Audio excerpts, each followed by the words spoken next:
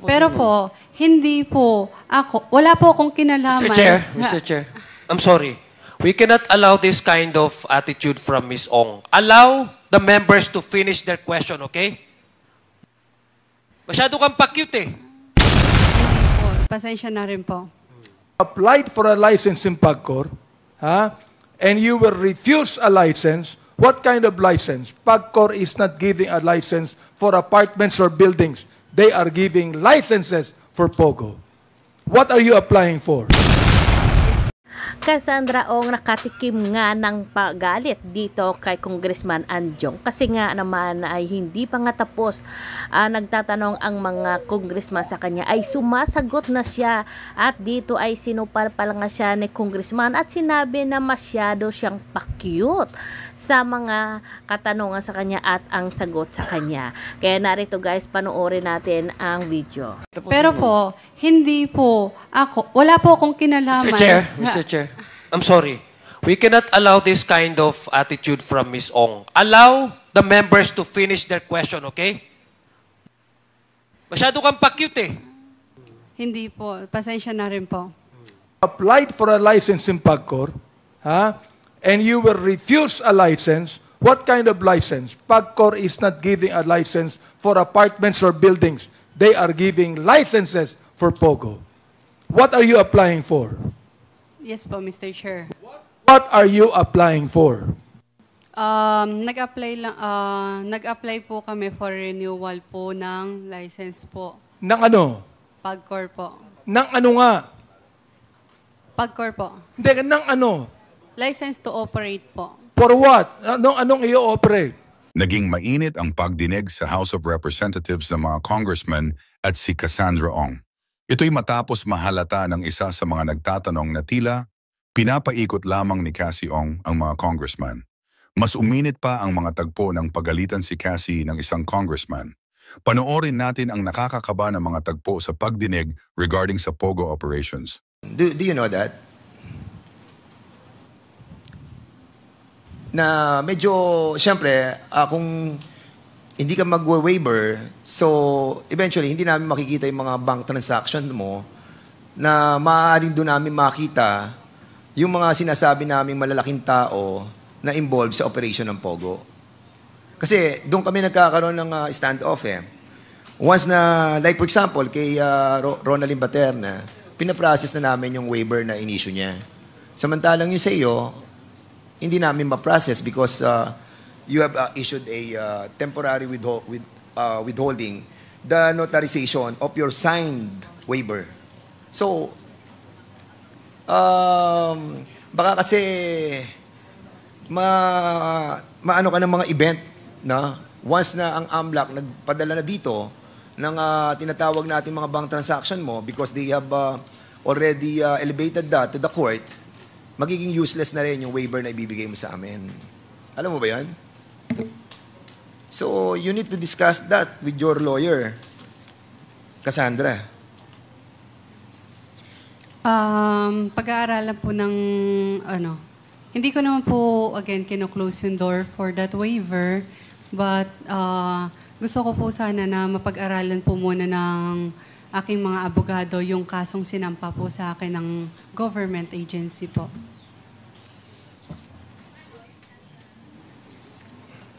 Doon sa 46 buildings that naandun sa Porac. Kasi sabi mo kanina, 40 plus, di ba? 46 yung buildings doon eh. At doon sa 46 buildings na yon, kasama doon yung mansion? Hindi po. Hindi kasama yung mansion. Okay. So, kanina may binanggit si Mr. Representative Johnny Pimentel that the assessment of that property already recent from before na hundreds of millions. But according sa assessment, it recent to 2.5 billion. Tingin mo, umaabot na ng 2.5 billion yung property, including the lots, the buildings, the structures, the golf courses. Merong golf courses yun, di ba? Walang golf course? Wala po. Mga bilas lang. Mga bilas. Bahay lang po. Mga bahay saka mga buildings. Buildings, iilan lang po siya. So do you think aabot siya sa 2.5 billion? Ipa-double check ko po dun sa accountant po. And if you have a 58% stake do sa Whirlwind Corporation, which owns the real estate property, kung titingnan natin 58%, so kung for example, gawin na lang natin 2 billion yon, so meron ka ng more than 1 billion. Tama ba yon? Kasi 58% ka eh. If ganun po yung compute, tama po. Pero hindi ko po sinasabi na 2 billion. i-double check ko po. Sige. Okay. Anyway, doon po sa Porac, have you encountered a personality in the name of Rose Nonolin? Pwede pong pakiulit. Rose Nonolin. Hindi ko po sigurado, pero hindi familiar yung name sa akin. Familiar. Hindi familiar. Hindi siya familiar. Rose Nonolin. Maybe sa face po. Okay. Possible. Nung June 4, yung Lucky South 2024 was raided by government operatives. Do you remember the time na na-raid to ng DILG? Yung mansion po ba yun? Lucky South 99, located in Porac, Pampanga, was raided in June 4, 2024. Na-raid siya. Are you familiar with this raid? Opo. Okay. And after that, nagpatuloy pa rin ang operasyon. Even nagkaroon na ng Wala na pong operational dahil ni-raid na po nila. Pero wala po silang nakita kahit isang tao sa loob po ng compound. So in other words, nung ma-raid siya nung June 4, ay nagpatuloy pa rin kayo ng operasyon. Again, wala na pong operation by that time. At nung ni-raid po yun, wala na pong operational dahil po nag-email po ang PAGCOR sa amin na hindi na po nila i-renew yung tawag dito, yung lisensya po namin. So hindi na siya nag-operate after June 4? Yes po. And pwede na po akong bigyan ng chance mag-explain regarding dun po sa pinakita niyo last time sa akin na torture. Yes, sige, go ahead. Yung mga torture video na yon, pwede na po puntahan ang Porac, Pampanga. Wala po kayong makikitang any background na ganun yung room ng torture. Kahit ikutin niyo po ang buong Porac, Pampanga na meron po doon sa sinasabing illegal Pogo raid na ni-raid ng PAOK po. Ang ibig mo sabihin, yung 46 buildings na yon, walang nagmamatch doon sa pinakita nating mga torture. Yes po. How can you be sure of it? Again, hindi po ako sigurado. Were you able- Pero po, Yes. Hindi ka dun sigurado? Ha? Hindi ka sigurado? Hindi, kasi Hindi ka yung... sigurado na doon naganap yung mga torture na sinasabi ko Kasi kung during the last makikita time. niyo po yung video Yung background. doon. Opo, yung background ng video, wala po kaming ganun na background. Sa lahat ng 46 buildings? Yes po. And in every building, how many rooms do you have sa bawat building? Hindi ko po sigurado. Pero, kasi wala kong... Hindi ko pinapakialaman yung operational nila. You know, kasi galing kami doon eh. We have Opo. seen the place eh. Yeah. And at the same time, ang lawak ng lugar. Opo. And trying to tell us na yung pinakita namin dito, walang mga background doon sa actual location where it happened, it's beyond my comprehension. Kasi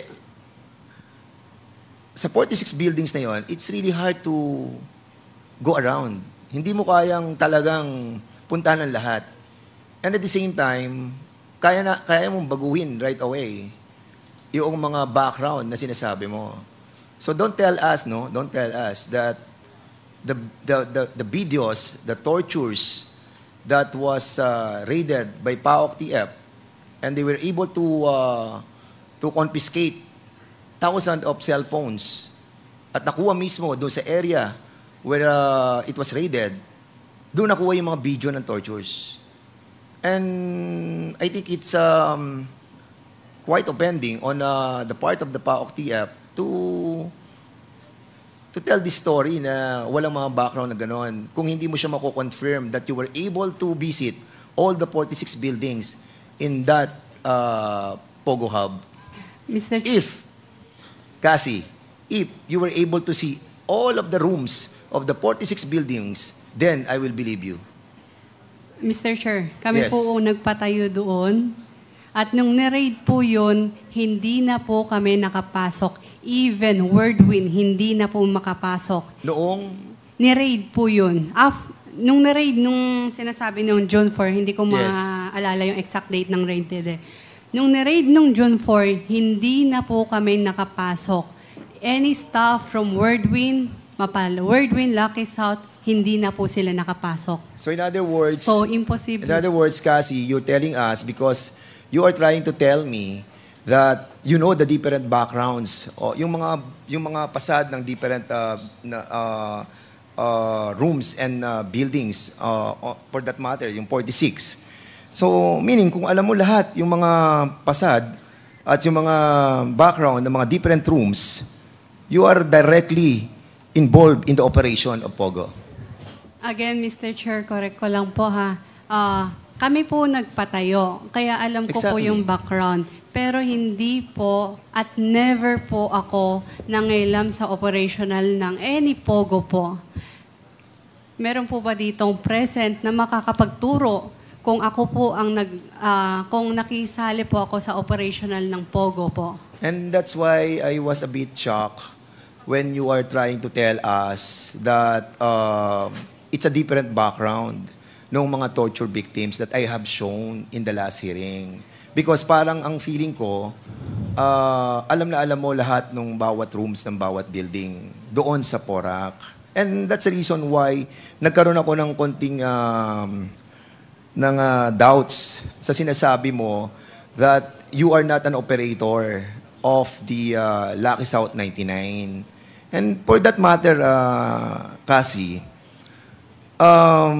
ikaw ang authorized representative ng Lucky South, correct?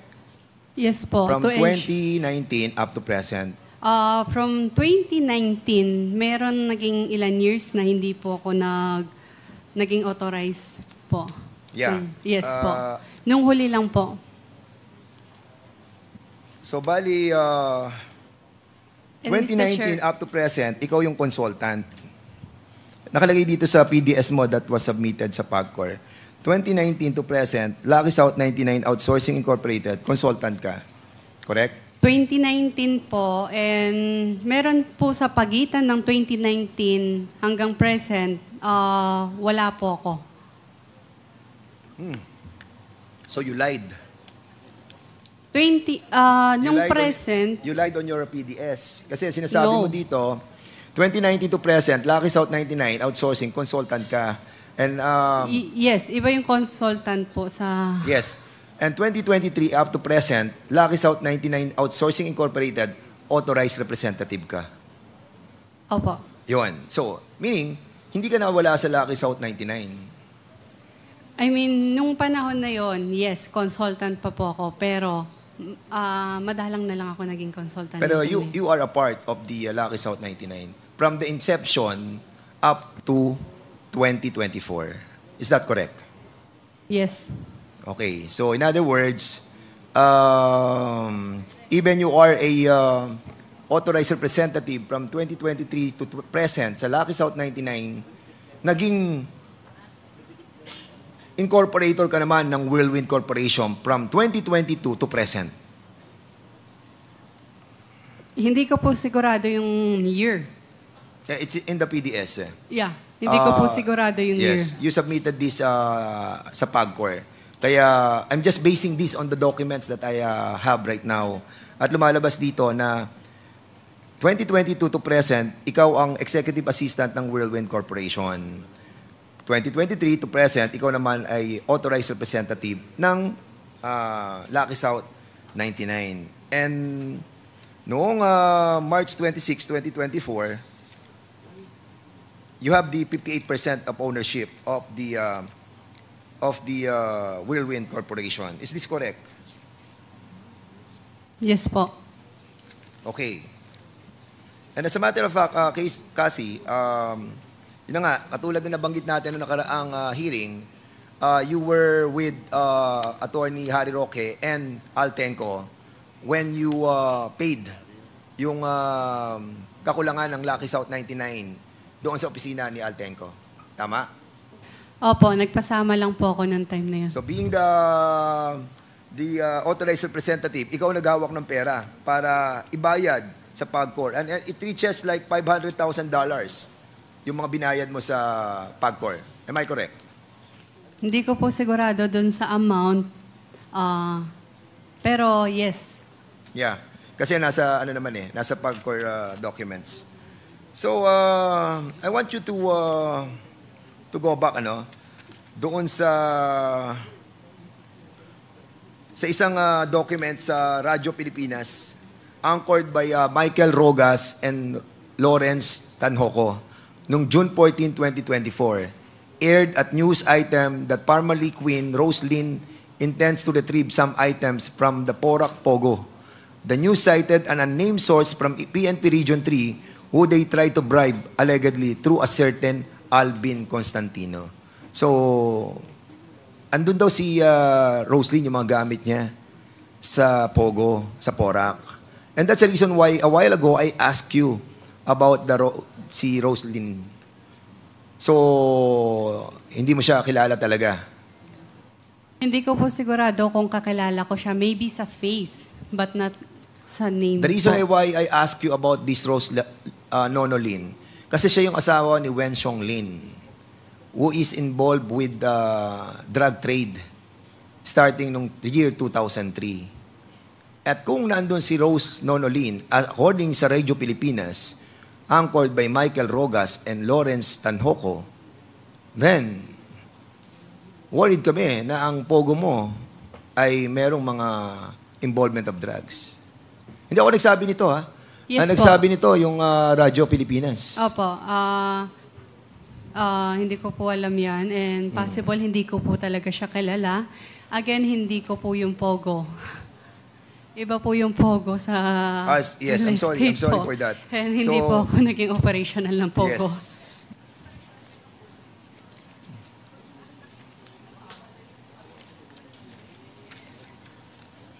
Okay. Kasi, are you aware of Section 4 of Republic Act 6981? Yung Witness Protection Program?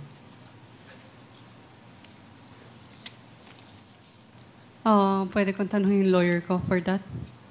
Hindi ko po alam eh. Ang Witness Protection Program ay dito under sa Section 4, may kapangyarihan ang committee ito na irekomenda sa ating speaker na ikaw ay mag-under sa Witness Protection Program. Ang Witness Protection Program ay kung makikita ng committee ito na magsasabi ka ng totoo, lalo't higit doon sa mga involved doon sa mga transaction para malesen o mitigate yung crime that will be filed against you. Pwede kong konsultahin yung abogado ko for that. Nandiyan ba yung lawyer para mo? lang Wala ba si Attorney Topacio? Attorney Joey po. Hindi ba pwede si Attorney Topacio ang sumagot? Yes. Can you please enter your appearance, your name, and what law firm do you work for?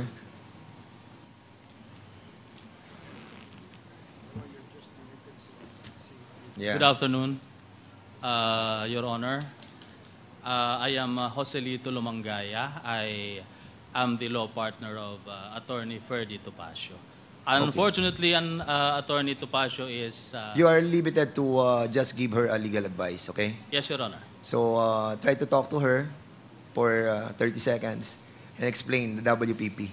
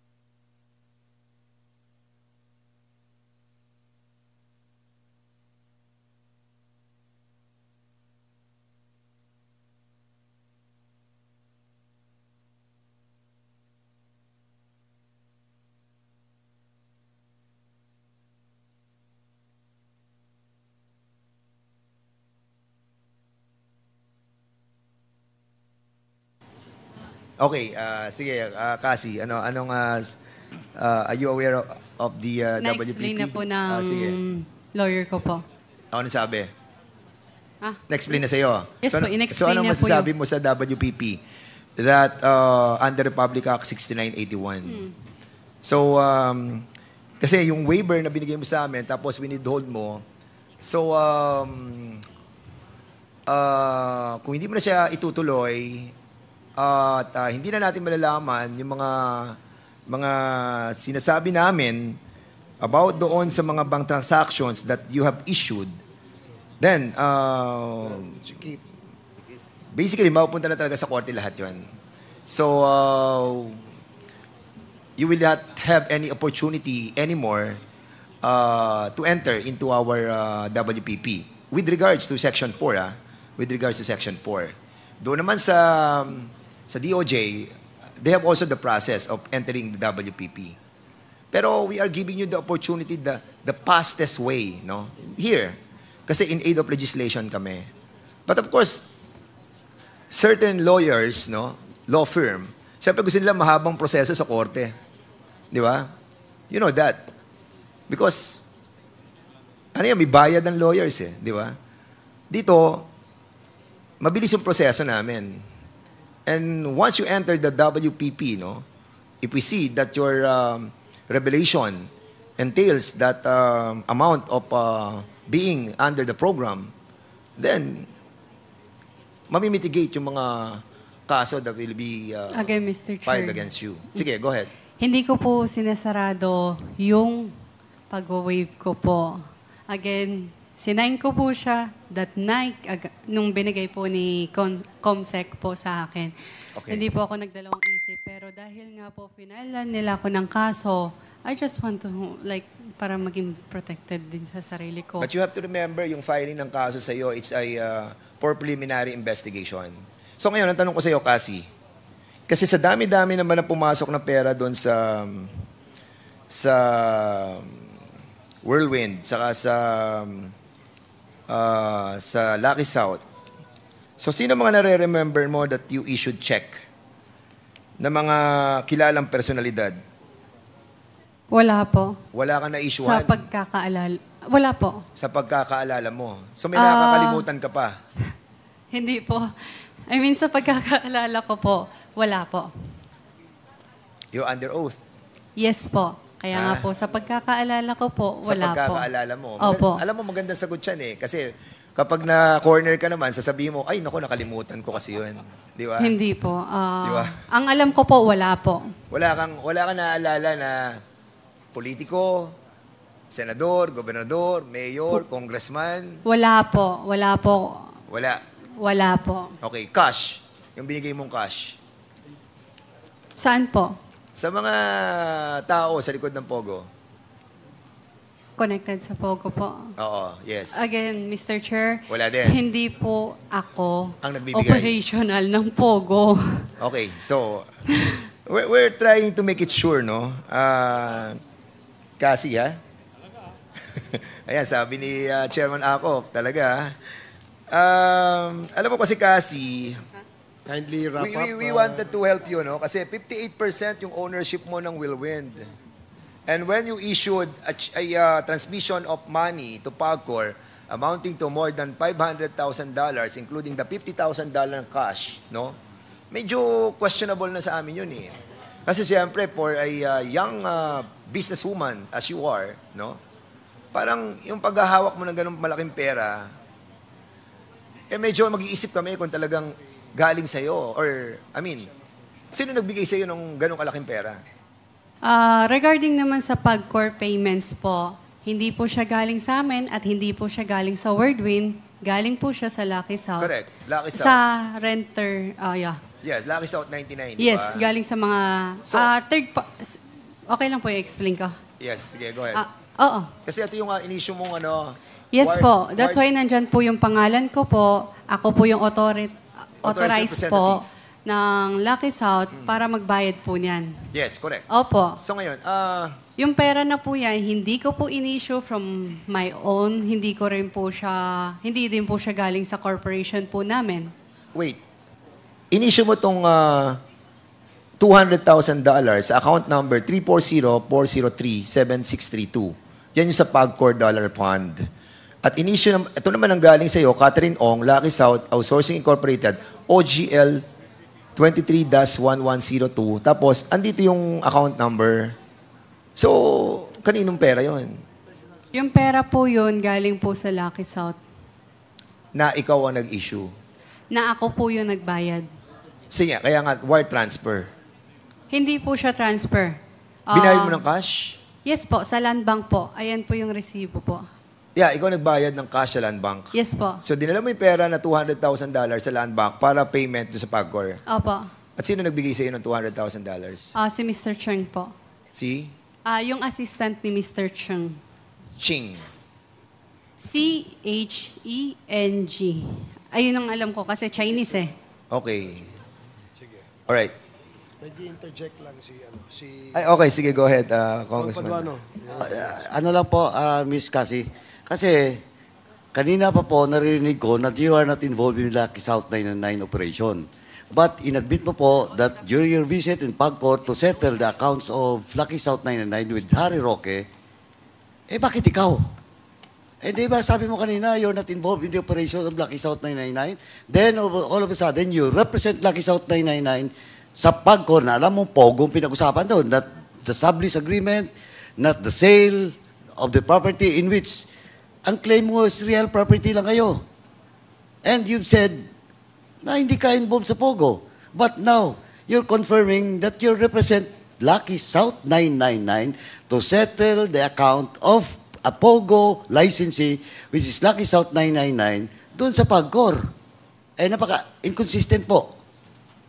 Hindi po. Bakit hindi? Nagbayad lang po ako at nag-present para sa Lucky South 99. Ayun yung problema. Pero po, okay lang po magsalita po? Yeah, tapusin Pero mo. po, hindi po ako, wala po akong kinalaman. Mr. Chair, I'm sorry. We cannot allow this kind of attitude from Ms. Ong. Allow the members to finish their question, okay? Masyado kang pa-cute eh. Hindi po. Pasensya na rin po. So let it be a reminder to you, Miss Cassie, na patapusin mo munang magtanong ang ating mga membro bago ka sumagot. Okay po. Pasensya na po. Please proceed, Congressman. Lastly, And address the chair, Mr. Chair. Ask her, direct her to address the chair. And address the chair. Na pagsasagot ka, address the chair bago ka sumagot. Okay? Okay po. Thank you. Thank you, Chairman. Let it be put on record that Cassie Ong is lying because inconsistent po yung sinasabi niya kanina. Nakikinig lang po ako, is not representing Lucky South 999, but here comes the payment of accounts. Siya po ang bumayad. Kahit sabihin mo pa po, hindi mo pera from Chen, but still, you represent Lucky South 99 in PAGCOR to settle that account.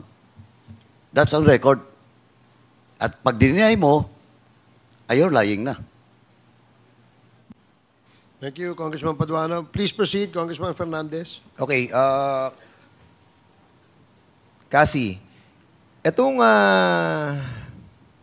there was an issue between you and Mr. Dennis Cunanan with regards to the $500,000 that supposedly Mr. Harry Roque told us that you gave to Dennis Cunanan. What's the truth about this? Ang ano po dyan is, ang sabi po ni Dennis Cunanan is naloko po siya. Pero nagbigay ka ng $500,000 kay Dennis Cunanan? Because Dennis Cunanan was denying under oath that he received $500,000 from you. I think hindi po. Nagbigay ka ba o hindi?